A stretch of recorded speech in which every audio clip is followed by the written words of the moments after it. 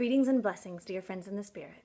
My name is Catherine, and I'm blessed to have known Eddie for almost 20 years. We've been involved in music and ministry together, primarily in the Church of St. Peter and St. Mary in Haverstraw, but in a handful of other places as well. But besides sharing music and ministry, I'm honored and fortunate to call him my friend, him and his beautiful family, and also to call myself a part of this community of friends in the Spirit. We are all a part of the body of Christ. We are all called to be light for one another. We're called to uplift one another. We're called to strengthen one another, to lend hope to one another. We're also called to receive light and strength and hope from others and allow others to uplift us in turn when we need it. During the Easter season especially, we are called to be a people of hope and a people of joy. God is faithful. God keeps his promises. We are called to be hopeful and joyful, no matter what we are facing, no matter what is happening in the world, no matter what we are struggling with.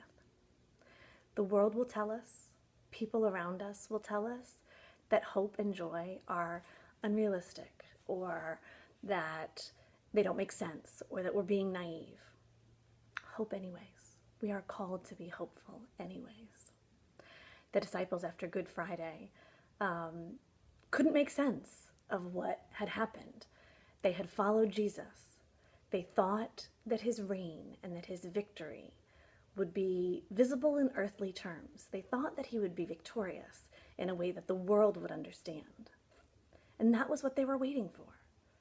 That's what they expected. So when he was put to death, it didn't make sense to them. The road that they had been on did not lead where they thought it was going to go, and they weren't prepared for that. It didn't make sense, and so they despaired. Understandably, because who could possibly imagine what God had in store? Who could possibly have imagined that God would defeat death itself in his Son and hand that victory to us?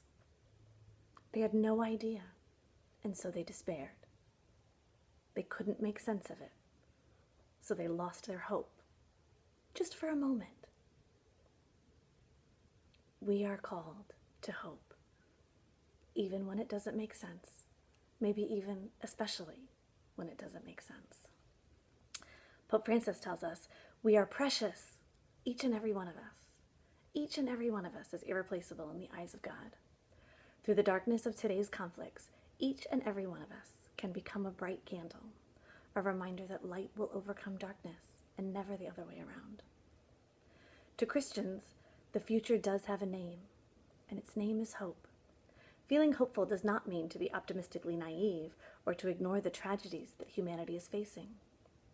Hope is the virtue of a heart that doesn't lock itself in darkness, that doesn't dwell on the past, doesn't simply get by in the present, but is able to see a tomorrow. Hope is the door that opens onto the future. Hope is a humble, hidden seed of life that with time will develop into a large tree. It is like some invisible yeast that allows the whole dough to grow, that brings flavor to all aspects of life.